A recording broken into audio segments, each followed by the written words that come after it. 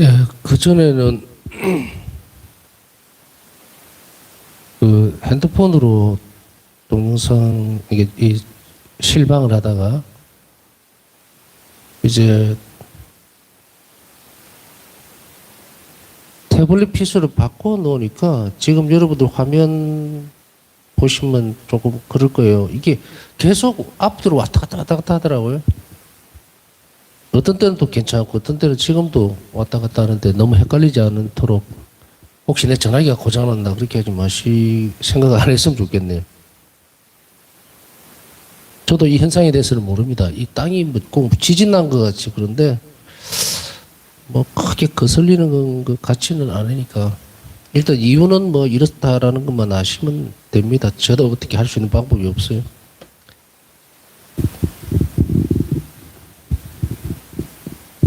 예, 오늘은 자비가 풍성하신 하느님 책 23페이지 위에서부터 둘에 다섯 번째 여섯 줄에서부터 시작을 할 겁니다. 우리는 인간 창조에서 하나님의 자비를 살펴보고 있습니다. 하나님께서 만드실 때에 인간을 어떻게 만들었는가, 어떻게 창조했는가 했을 때 그냥 단순하게 하나님께서 창조하셨다, 또 하나님께로부터 우리가 나왔다, 이렇게 딱 단적으로 얘기를 하면은 그 부분만 이렇게 살펴보면은 아무것도 안 드러납니다. 하나님이 왜 사람을 창조했는지, 또 하나님께서 인간을 창조를 하시면서 그냥 진흙으로 빚어 만드셨다, 뭐 그걸로 끝이죠. 창세기에서 중요한 부분들을 우리는 살펴봤습니다. 우리 모습으로 사람을 만들자, 이게 포인트예요. 이게 핵심이죠. 우리 모습으로 사람을 만들자라는 것은 우리 모든 것을 다 닮은, 그래서 우리는 어떻게 창조가 되었습니까? 우리 본질이라고 하는 것 자체가 계속해서 강조를 하고 있지만 정말로 우리가 행복해지려면요, 우리가 나왔던 분의 본질 안에서 살아야 돼요. 다시 말하면 속성 안에서 살아야 된다는 이야기예요. 우리가 어떻게 창조가 됐습니까? 자비로 창조가 됐다고. 흘러넘치는 사랑에 의해서 자비로 창조가 됐거든요. 우리가 자비는 베푸는 거죠. 근데 그 자비의 특성이 뭡니까? 특성이랄까? 특징적인 부분들을 하나 찾아낸다면 이거는 좋은 거예요. 자비를 입는다라는 말에 부정적인 것은 아무것도 없죠. 우리가 뭐 악한 것을 일을 당하거나 혹은 악한 안 좋은 어떤 상태의 것들을 보고서 자비를 입었다, 혹은 이건 자비다 얘기 안 하죠. 분명히 그것은, 자비라는 것은 바로 나에게 가장 중요하고 좋은 것, 소중한 것, 행복한 것, 이것을 내포하고 있죠. 자비라는 게. 그러니까 이 부분에서 사람이 창조됐으면은 우리 모습으로 사람을 만들자라고 했을 때 모상을 닮았다라고 하는 그것을 우리는 깊이 있게 잘 묵상해야 됩니다. 항상. 그래야만 우리가 왜 하나님께 온전히 의탁을 해야 되고 늘 자비로워야 되는지를 알 수가 있어요. 우리가 하나님께 온전히 의탁하고 그것은 우리가 그곳에서 하나님에게서 창조가 됐기 때문에 우리는 모든 삶이 그곳에 달려 있을 수밖에 없어요. 본질적으로 하나가 되어 있다는 거죠. 사랑에서 창조가 됐기 때문에 우리는 사랑이에요. 물론 지금 죄 때문에 이제 단절이 되어 있는 것은 자체하고라도 일단 원론적인 부분에서 한번 살펴보면 그렇다는 얘기예요. 그러면 우리가 본질, 우리 본성행대로 사랑에서 창조되어서 우리가 자비로이 이렇게 태어났으면은 우리가 살아야 되는 본래 모습은 뭡니까? 자비로운 사람이어야 돼요. 그게 하나님 닮는다, 하나님과 같아. 새삼스럽게 닮는 게 아니고 닮은 걸 회복하는 거겠죠. 재창조의 모습이야. 왜냐면 원죄 때문에 다 박살당해버렸다고. 다 잃어버렸다고. 인간의 원래의 모습을 잃어버렸어요. 여러분, 이런 단어는 이런 말은 들어보셨죠? 원래 창조된 모습을 잃어버렸다. 원죄 때문에. 원래 창조된 모습이 뭡니까? 하나님과 함께 살았던 거죠.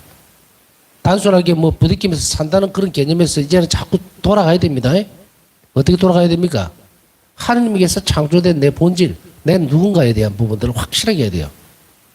나는 누군가, 하나님께서 낳고 나는 하나님의 자녀고 그렇기 때문에 내가 자녀로서 누릴 수 있는 모든 것들, 아버지는 나에게 모든 걸 다 주시려고 그러는데 나는 지금 현실적으로 불행하고 힘들고 행복하지 못하고 어렵고 고통스럽고, 어떤 사람들에게 있어서는 이런 아주 짧은 이유만으로 그리스도교 안으로 들어오는 사람들도 있습니다. 그래서 예비자 교류를 할 때에 사람들에게 신앙을 갖게 된 이유에 대해서 한번 그러니까 다시 얘기하면 쉽게 우리말로 표현하면 성당에 왜 왔습니까? 이제 이렇게 물어보면은 아주 다양한 대답이 나옵니다. 적어도 우리 삶에 대한 것들, 우리 죽음이 어떻게 될지는 모르지만 영원한 생명에 대한 것, 그러니까 영원함에 대한 그런 것들, 그것을 찾으려고 왔습니다. 한 사람에서부터 시작해서 마음이 불안해서 행복해지기 위해서 또 뭔가 기댈 때는 뭐 하나 있어야 안 되겠느냐 이게 또 있고, 또 뭔가 믿는 구석이 있어야 되지 않겠느냐 이런 사람도 있고, 막 또 혹은 어떤 집에 무슨 안 좋은 일들이 있어서 이렇게 믿음으로 또 이렇게 하면 좀 좋아지지 않을까라는 막 각양각색의 이유들을 다 가지고 일단은 모여요. 말도 안 되는 이유를 갖고 왔지만 그러나 성령의 역사는 대단합니다. 그 사람들을 교리를 가르치게 하면서 점진적으로 바뀌어버리는 거예요. 그랬을 때에 이것은 무엇으로 볼 수가 있습니까? 원래 자리로 되돌려 놓는 작업이죠. 그러니까 수긍을 하는 거예요. 그러면은 우리가 영혼을 부어줌으로 인해서 모상을 닮은 영혼을 지님으로 인해서 하느님과 닮았죠. 그리고 이 영혼은 우리가 간단하게 이야기하면 다시금 돌아가야 돼요.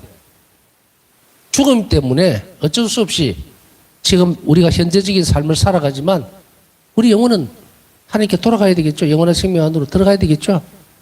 그러기 위해서 우리가 원래 자리로 자꾸 돌아가자는 말을 하는데, 여러분들이 불행하다, 나는 힘들다, 왜 이렇게 고통스럽고 어려울까에 대한 부분들이 있다면 스톱하세요. 지금 멈춰 서야 합니다. 왜 멈춰 서야 되느냐? 내 삶이 불행하다고 느끼고 행복하지 못했다고 느낀다면 스톱해야죠. 지금 너무 멀리 나왔어. 너무 멀리 나왔다고.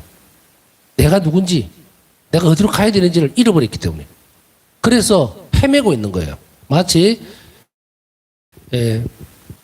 가나안 복지로 갔던 이스라엘 백성들이 40년 동안 광야에서 헤매듯이 계속 헤매는 거예요. 내 인생에서 뿌리를 모르니까, 어떻게 살아야 행복해질지를 모르니까. 그러다 보니까 내 방식대로 내 삶의 어떤 형태대로 살아왔죠. 이런 질문들을 한번 던지고 싶은 거예요. 지금 여러분들 삶이 행복합니까? 라고 물었을 때에 참, 나는 그래도 나름 행복합니다라고 했던 사람이 있을 것이고요. 그래서 나는 행복하고 거리가 멀고 그냥 살아요. 매일매일. 그냥 어쩔 수 없이. 누가 그런 글을 적은 게 있던데 보니까 이왕 태어났으니 살아야 되지 않겠는가. 이왕 태어났으니. 이게 무슨 말이에요? 이런 거는 근처에도 두면 안 됩니다. 이런 말들은. 이왕 태어난 게 어디 있어요? 하느님은 분명한 목적을 가지고 나를 창조했어요. 그렇기 때문에 우리가 하느님을 떠나서는 왜 창조되었는지를 모릅니다. 본질을 몰라요. 그리고 왜 필요한지. 당신의 필요에 의해서 사람을 창조했다. 필요성의 문제에서 필요한 것은 아니에요. 그것은 자연스럽게 그냥 넘쳐버렸다 그랬죠. 사랑의 완전성 때문에. 그래서 우리는 사랑으로 창조됐기 때문에 사랑이다 이렇게 얘기를 하는. 그러면은 지금 우리가 이것을 좀 더 진지하게 생각하고 이제 좀 더 깊이 있게 들어가 봐야 되겠다, 혹은 삶을 바꿔야 되겠다라고 이제 생각을 해야 합니다. 하느님에게서 창조됐고 그 영혼이 그렇게 되었다면 우리 영혼을 어떻게 됩니까? 잘 보존해야 돼요. 잘 보존해야 됩니다. 우리 영성체 왜 합니까? 살찌우기 위해서? 영양분이 하나도 없어요. 그럼 왜 영성치를 할까요? 우리는 신앙으로 받아들이죠. 신앙으로. 안 믿는 사람들에게 있어서는 그게 별거 아니에요. 이 뭐야 이러느냐. 그러나 믿는 이들에게 있어서는 어떻습니까? 차원이 달라요. 그러니까 사람이 분류가 달라져 있는데 저 사람들은 뭐라고 생각하고 우리는 이렇게 하고 그런 게 아니에요. 우리가 영원한 생명을 지향하고 하나님께서 창조되었음을 믿는 사람들은 이제 이 성체로 예수님께서 내 안에 오심으로 인해서 내 영혼이 어떻게 바뀌어야 됩니까? 하나님으로 바뀌어야 돼요. 우리는 얼렁뚱땅 여기서 살다가 천국에 가면은 하느님을 닮고 바꾸고 이렇게 되는 것 같지만 천만에 여기에서 바뀌어지지를 않으면 못 들어가요, 거기를. 이것을 복음안에서는 여러 가지 말들로 표현을 하죠. 하늘에 계신 아버지께서 완전하신 것 같이 완전하게 되어야 된다.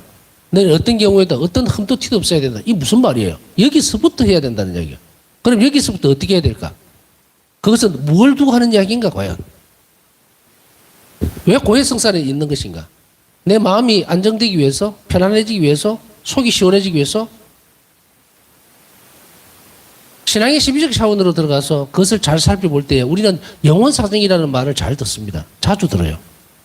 옛날에 교리문답책을 보면요. 계속 이런 말들을 합니다. 영혼사정, 영혼사정. 그 영혼이 강건하고 하나님께서 사실 수 있도록, 예수님께서 내 안에 사실 수 있도록 되어지는 것. 그게 내 삶이어야 돼요. 내 삶은 무엇을 하나, 어떤 방향으로 가나 가장 중요하게 생각하는 그 키포인트는 내 영혼 안에 예수님께서 사실 수 있도록. 그리스도교는 뭐라 그랬습니까? 비움의 종교가 아니에요. 그죠? 말씀 몇 번 드렸죠. 계속 강조합니다. 이 체험의 종교란 말입니다. 사랑으로 가득 차야 돼요. 어? 사랑으로 가득 채워야 돼요. 그렇기 때문에 우리는 무라고 하는 단어를 쓰지 않아요. 비참하고 허무할 수는 있어요. 어? 하나님에게서 멀어졌으니까. 그러나 그것은 허상입니다. 허상. 우리의 삶은 예수님을 선택한 순간에 너무도 귀하고 가치 있는 것이 되어버렸다. 이렇게 얘기를 했죠.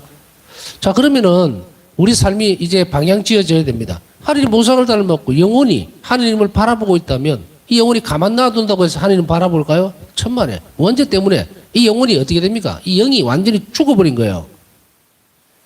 그래서 악으로 끌리게 됩니다. 악으로 끌리게 돼요. 그게 더 강해져 버렸어요. 이 부분은 앞에 의탁이학교 이야기하면서 충분히 이야기를 했고 자비학교 할 때도 강조를 했으니까 생략을 하겠습니다. 그러면 우리가 행복해지기 위해서는 무엇을 해야 되는가? 그것은 우리 영혼을 아름답게 또 하느님 마음에 들게 이 영혼을 보존해야 합니다. 이것을 우리는 이야기를 하면 뭐라고 이야기를 할 수 있을까? 뭐 성장. 완덕도 결국은 영혼이 성장한 거예요. 영혼 안에 예수님이 완전하게 자리를 다 독차지하실 때 그때 완덕 이렇게 이야기하죠. 그러니까 영혼을 배제하고서는 아무 얘기도 하지를 못합니다. 우리가 신앙상의 이유로 또 신앙을 가졌으니 성체도 아까 돌아가서 영성체는 뭔가? 내 영혼을 채워주는 거예요. 내 영혼의 양식이. 여러분들 성가책 보면은 있죠? 영혼의 양식. 육적인 양식이면서 동시에 영혼의 양식. 그 보잘것없어 보이는, 눈으로는 보잘것없어 보이죠, 성체가. 그러나 그것이 하나님의 몸일 때는 달라집니다. 내 육신까지도 다 바꾸는 힘이에요, 이게. 성체가. 우리가 무슨 뭐 비타민을 먹는다든지 좋은 음식을 먹게 되면 그게 살과 피가 된다 그러죠. 마찬가지로 성체와 성인은 우리의 살과 피가 됩니다. 왜냐하면 첫째는 영혼의 조건적인 부분들. 영혼을 강하게 만드는 거예요. 영혼을 꾸미는 거예요. 꾸민다 그래야 될까? 그러니까 영혼을 가득 채우는 것이 바로 영성체예요. 예수님 사셔야 되니까. 그 다음에 두 번째는 육적인 부분에 있어서는 우리 피부나 머리부터, 이 머리카락부터 발끝에 이르기까지 우리 세포 하나하나가 전부 다 물 다 들어버린 거예요, 원죄로. 죄의 성향이 가득 차버렸어요. 그래, 이게 뭡니까? 바뀌어버렸죠, 몸이. 육적인 것이 바뀌다 보니까 이 몸이 어떻게 움직입니까? 죄로 쉽게 빠지는 거예요. 죄로 쉽게 끌려가. 어? 지금도 밤 이 시간에 또 술집 거리면 뭐 흥청망청 눈 뒤집어져가지고 막, 어? 쾌락을 쫓아다니고 막 이러죠. 왜 그럴까? 육이 그렇게 바뀌어버린 거예요. 절제라든지 혹은 십자가, 고행, 이것은 우리 육을 견뎌내게 만듭니다. 떨어져 나가게 만들어요. 그래서 이제 바울 사도는 육의 생활을 하지 말아야 됩니다. 그렇죠? 성령의 법에 따라 살아라. 이 말이에요. 그러면 성체성사는 바로 우리 육을 바꿉니다. 이게 참 너무도 신비로운 하나님의 역사입니다. 예수 그리스도께서 사람이 되신 것은 우리가 이론적으로 또 신학적으로 봤을 때 요래 우리를 구원하시기 위해서 자비의 완전한 몸 형태로 드러났고 이런 부분으로 끝이는 문제가 아니고 너무도 놀라운 일들이 영성체 안에서 이루어진다. 우리가 이런 바뀌지 않는 예수 그리스도로 인해서 바뀌어지지 않는 육체를 가지고 이 세상을 살아낼 수가 없습니다. 이 살아낼 수 없다는 건 뭡니까? 죄와 같이 더불어서 살아가면 살아갈 수 있어요. 그러나 예수님과 함께 살 수는 없다는 이야기입니다. 그러니 예수님께서는 정말 하나님의 지혜는 너무도 놀랍죠. 원죄로 인해서 이 몸까지 싹 다 변해버린 거예요, 죄로. 하나님을 사랑할 수 없도록 만들어져 버렸어요, 이 죄가. 그러니까 얼마나 우리가 죄를 조심해야 되는지 아시겠어요? 어떤 사람이 예를 들어서 아이고 바람이 피웠습니다. 뭐 그런 경우 하는 예를 들어서 그 바람만 피워 영만 죽은 게 아니에요. 영혼이 영만 죽은 게 아니고 육체도 죽어버린다니까. 육체도 다 틀어져 버립니다. 죄에 딱 담그는 순간에. 그러니 얼마나 바울 사도가 굉장히 강조하죠. 불륜이라든지 막 이런 육적인 부분에 대해서 모든 것을 다 바꿔. 특히 육적인 부분들은 우리 육체 자체를 바꿔버린다니까. 그것이 단순하게 무슨 뭐 이렇게 했으니까 나 한번 바람 피웠어. 난 혹시 한번 이렇게 술집에 가서 어떻게 했어. 그걸로 되는 게 아니고 몸뚱이가 싹 바뀌어버린다고. 더럽게 돼버려요. 더럽게. 그걸 인지 못하면은 그냥 성체성 그 고해소 가서 고백서사 보고 이제 고해소 안에서 내가 배우니까 뭐 영혼은 이제 하나님을 사랑할 수 있고 되겠죠. 그런데 이 몸을 한번 변해버리고 나면 성체성사로 들어와서 이게 바뀌는데 엄청난 시간이 걸립니다. 엄청난 시간이 걸려요. 우리가 이제 그 젊을 때는 잘 모르잖아요. 인식을 잘 못하는데 저도 뭐 그렇게 나이가 많지는 않습니다. 그러나 옛날보다는 많이 먹었어요. 그러다 보니까 어떤 현상이 벌어지냐면 다리를 이렇게 들고 걸을 때에 다리가 부딪히는 경우가 있어요. 그래서 이게 왜 이러지 하고 가만히 봤더니 옛날보다 다리를 이렇게 높이 덜 든다 이 말이에요. 10cm 정도 들어야 될 걸 5cm밖에 안 올라. 근데 인지를 못하는데 탁 앞에 발을 뒷발이 찰 때 그때 내가 이게 그런 거리가 이상해졌네 이렇게 느끼죠. 비유를 써서 말씀을 드리고 있지만 그래서 바울 사도에게 있어서는 이 육으로 저지르는 죄가 얼마나 우리 자신들을 피폐하게 만들어버리는지 그것을 회복하려면 너무도 많아. 그래서 제가 전에 압축을 해서 함축적으로 뭐라 말씀드렸습니까? 가시다타스에 이야기에 대해서 이야기하면서 정덕에 대해서 이야기하면서 늘 순결하도록 하십시오라는 말이 그 말이에요.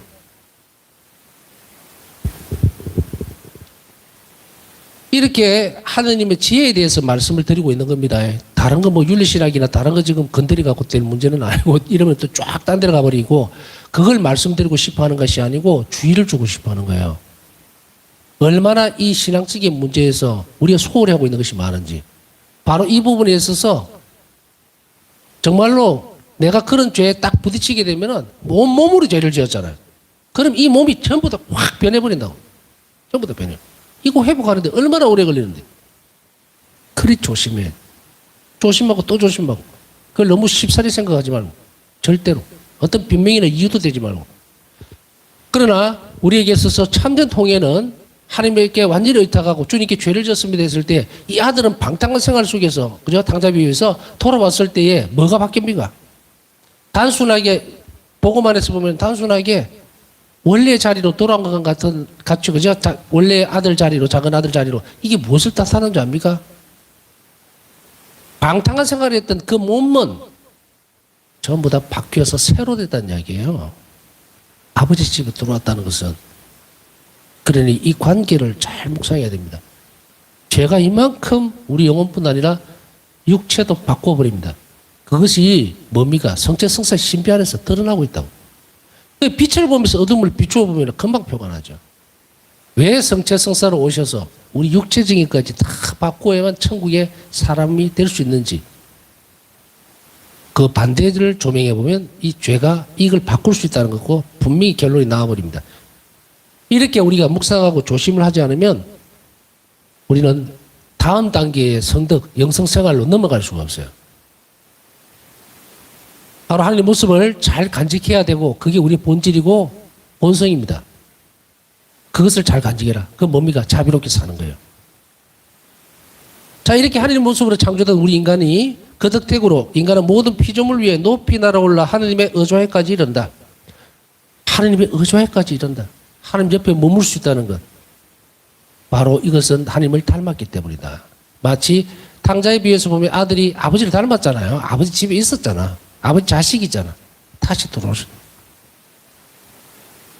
인간은 천사들 옆에서 자신의 창조주를 인지할 수 있는 유일한 존재입니다. 이 땅에서 그래서 여러분들에게 계속 제가 말씀드리잖아요. 여러분 영혼은 참 귀합니다. 함부로 하지 마십시오.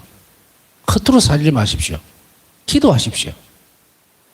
얼마나 소중한 역할을, 얼마나 귀한 역할을 여러분들에게 맡기고 있는지 깊이 있게 성찰하십시오. 계속 강조하죠. 자긍심을 가지고, 자의식을 가지고. 내가 하느님의 자식인데, 자녀인데, 무엇이 그렇게 두려울 게 있느냐. 그러면은 그냥 큰 소리 뻥뻥 친다고 해서 되겠습니까? 아니죠. 그게 걸맞게 살아줘야. 아까 순결에 대해서 이야기했지만 이 영혼과 육신이 순결해야 하나님의 자녀가 될 수 있어요. 이것은 물론 계속해서 우리가 영원한 생명이 들어갈 때까지 계속해서 노력해야 되는 부분이라는 것도 사실이고 그것은 또 분명한 은총임에도 사실이고요. 또 청해야 돼서 얻어내야 되는 그런 특성일 수도 있고. 덕성이죠. 바오사 성령은 그래서 성모님께, 자비의 성모님께 순결에 대한 덕을, 은총을 얻어냈다 그랬죠. 그래서 여러분들에게 기도하라고 말씀을 드렸고요. 순결한 영혼이 드리는 기도, 순결한 육신을 가지고 있는 기도, 그 사람은 하나님께서 안 들으실 이유가 하나도 없습니다. 그리고 안 주실 이유도 없습니다. 왜? 이미 그릇이 완성이 되어 있기 때문에. 순결하다는 것은 온전히 영적이나 육적으로 모두 하나님께 봉헌됐다는 이야기예요. 드렸다는 이야기죠. 이거를 뒤집어 보면 의탁했다는 이야기가 됩니다. 인간은 사랑할 수 있고 스스로의 선택으로 하나님을 섬길 수 있는 유일한 존재입니다. 그래서 어제 아랫게 말씀드렸죠. 원숭이가 제사 지내지 않습니다. 원숭이들이 모여서 야 오늘 묵주기도 바치자 하지 않습니다. 사람만이 유일하게 스스로 선택해서 하나님을 섬길 수가 있다. 그 다음 시편 저자는 창조로 빚어진 이 걸작을 통해 하나님을 찬양을 하고 있습니다. 우러러 당신의 하늘을 바라봅니다. 당신의 손가락의 작품들을, 당신께서 굳건히 세우신 달과 별들을. 그러면서 물음을 던집니다. 이거는 의문이 아니에요. 하나님께 감사를 드리면서도 경탄을 하는 겁니다. 인간이 무엇이기에 이토록 기억해 주십니까? 인간이 도대체 무엇이길래 흙으로 돌아갈 수밖에 없는 이런 허무한 이 인간을 어떻게 이렇게 기억해 주시고 돌보십니까? 라고 묻는 거예요. 하나님 그 사랑에 대해서. 사람이 무엇이기에 이토록 돌봐 주십니까? 신들보다 조금만 못하게 만드시고 영광과 존귀의 관을 씌워주셨습니다. 당시 손의 작품들을 다스리게 하시고 만물을 그의 발 아래 두셨습니다. 시편 8장 4절에서 7절이죠. 그의 발 아래 두셨습니다. 이 말은 뭡니까? 세상 만물을 다 다스리는 권한을 주셨고 맡기셨다.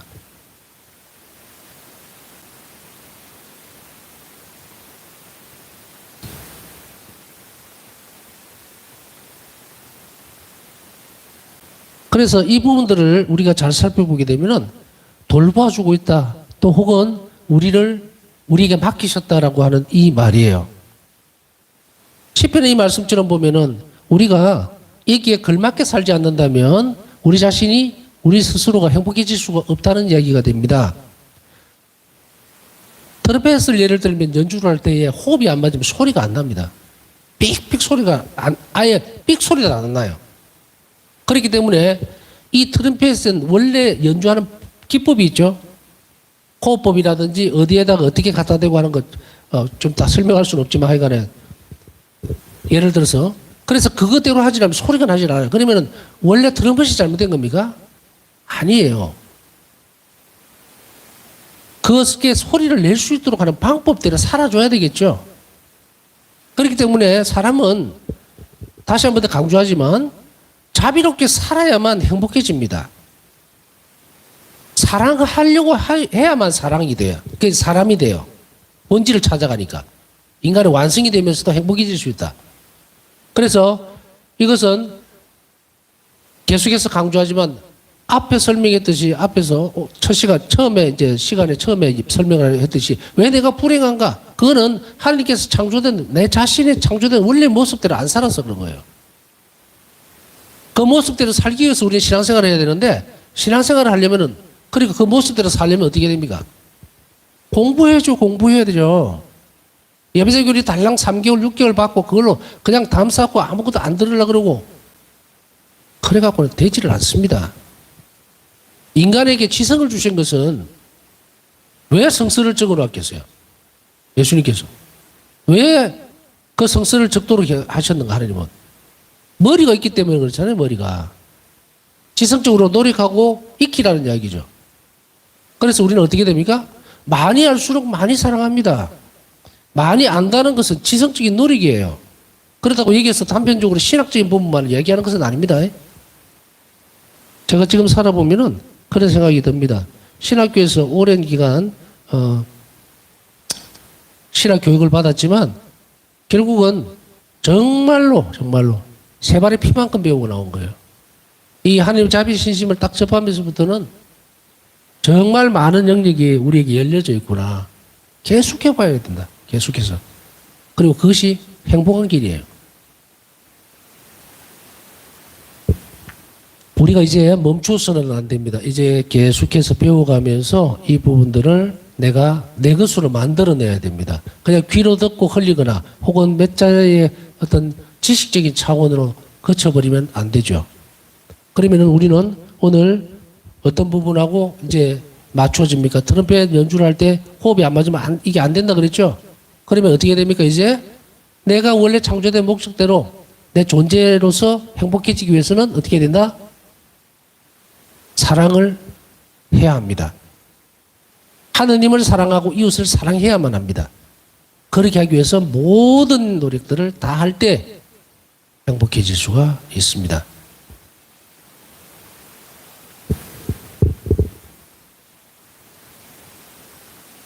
성서의 이런 모든 말씀들은 영혼을 울리는 데만 특화된 영역이에요. 영혼을 흔듭니다. 육실적으로 무슨 우리가 성서의 말씀을 드리면 우리 영혼의 말을 하는 거예요. 우리 영혼이 알아듣도록. 일반적인 책하고는 전부 다릅니다. 일반적인 책들은 머리로 생각하면요. 머리로 생각하고 어떤 때는 뭐 가슴으로 받아들일 때 있지만 이 성서의 말씀은 영혼에게 말하는 거예요. 그래서 이 성서가 얼마나 귀하고 세상 유일무이한 거예요. 영혼에게 뭘 이야기를 합니까? 어떤 책들이 인간이 만든 책에는 그런 게 없어요. 있을 수도 없고 창조된 하나님 창조주만이 우리 영혼에게 말을 하고 있는 것을 우리는 성서로서 보는 거예요. 그러니 얼마나 귀하고 중요한 책입니까? 그러니까 이런 성서 말씀이라든지 우리가 듣는 이런 모습들 그것을 우리가 충실하게 그래서 우리가 성서를 가까이 하고 열심히 읽으면 어디가 살이 찌느냐? 살이 찐다고 표현할게요. 영혼이 살찌는 거예요. 다른 게 찌는 게 아니고 신학적인 지식 자체도 마찬가지예요. 거기에서 나에게 뭘 원하시는지 내가 어떻게 살기를 바라시는지 잘 찾아내면 그것이 바로 가공이 돼서 영혼이 살찌는 거예요. 이게 영성생활이죠. 하나님께서는 단지 인간의 창조주로서만 계시기를 원치 않으셨습니다. 우리는 이를 예수님의 말씀에서 알 수 있는데 하나님께서는 인간의 아버지이시기를 원하셨어요. 마태복음 6장 26절 참조하시면 됩니다. 창조주로서 머물러 계시지 않고 아버지로서 인간을 대하시기를 원하셨어요. 그만큼 하나님은 그래서 자비가 풍성하신 하나님이에요. 자비가 풍성하신 아버지. 이 세상 만물에서 어떤 신앙에서 신이 하나님께서 창조주께서 피조물과 부자 관계를 맺으시려고 하는 이것은 없습니다. 얼마나 우리는 행복한 사람들인가. 지금 당장 불행하다고 생각합니까? 건너뛰세요. 내일부터 새로 손 닦고 새로 배운 대로 시작하면은 뒤에 것들은 전부 정리가 되겠죠. 왜? 아버지께 맡겼으니까. 지금까지 아버지 없이 살아놓으니까 이래요. 우리 가운데는 혹자가 나 신앙생활도 열심히 하고 아버지 하나님 아버지 막 울기도 많이 하고 거기 가서 울고불고도 많이 했는데 저 말은 왜 저렇게 하지? 천만에요. 그릇도 없이 아버지라고 부르면 아버지입니까? 지나가는 사람 아무나 보고 아버지 욕하면 아버지입니까? 자신의 삶이 지금 행복해지고 하나님을 더 깊이 정말로 하나님이 자비로운 아버지라는 부분을 내가 받아들이고 있지 못하고 그렇게 살지 못한다면 제 말을 따라야 됩니다. 제 말을 따르라는 것은 교회가 가르치는 거잖아요, 지금. 그렇게 살지 못했으니까 불행했다면은 내가 지금 잘못 살은 부분들을 다 인정하고 이제 새롭게 살아나가면 됩니다. 하나님께서는 세상의 다른 피조물과 비슷한 수준의 인간이 머물러 있기를 원치 않으셨습니다. 비슷한 수준의 인간으로. 그래서 지금도 우리가 그리스도인으로서 살면서도 하나님과 내가 그냥 창조주와 피조물의 관계에 머물러 있는 사람이 너무 많다는 이야기입니다. 그래서 그리스도인은 복음화라는 말을 쓸 때에 본당에서도 그 말을 했어요. 복음은 여러분 스스로가 복음화가 돼야 됩니다. 얘기예요. 먼저 내가 행복하고 하나님 때문에 기뻐하고 즐겁게 살고 정말로 자비로운 사람이 되면 다른 사람이 나를 보고서 아 하나님 존재하는구나. 하나님 정말 자비로운 분이구나. 그렇게 하면은 뭐가 됩니까?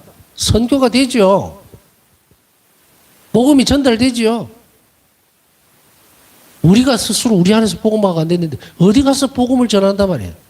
내가 하나님 때문에 기쁘지를 않는데 어떻게 기쁘다고 얘기를 할 수 있겠느냐는 거예요.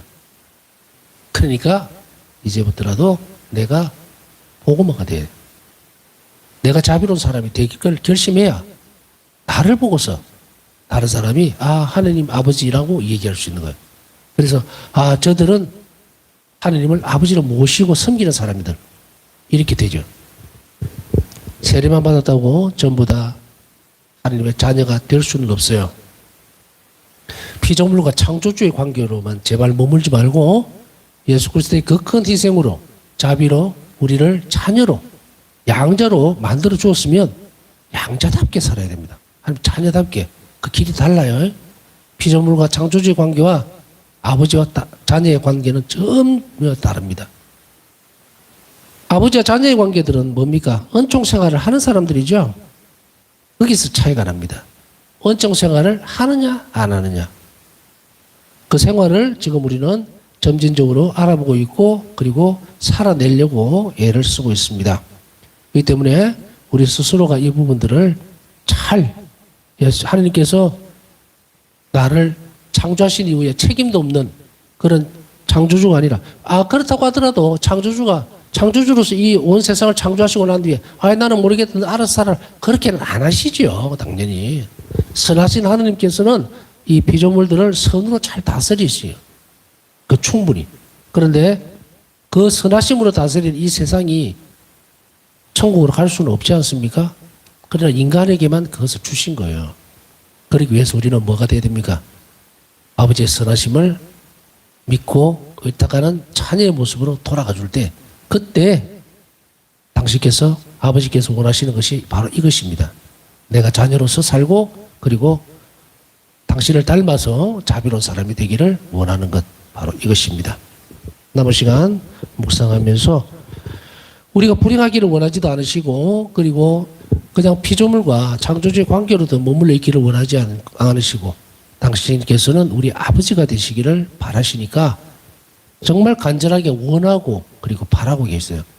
그것에서 벗어나 있기 때문에 우리가 불행하다고 느끼고 힘이 드는 겁니다. 이제 우리는 아버지 집으로 다시 돌아가고 아버지께서 우리에게 원하셨던 그러한 부자 관계로서 삶을 또 다시금 시작할 수 있도록 큰 용기와 또 지혜와 은총을 주시기를 청하면서 남은 시간 묵상하도록 하겠습니다.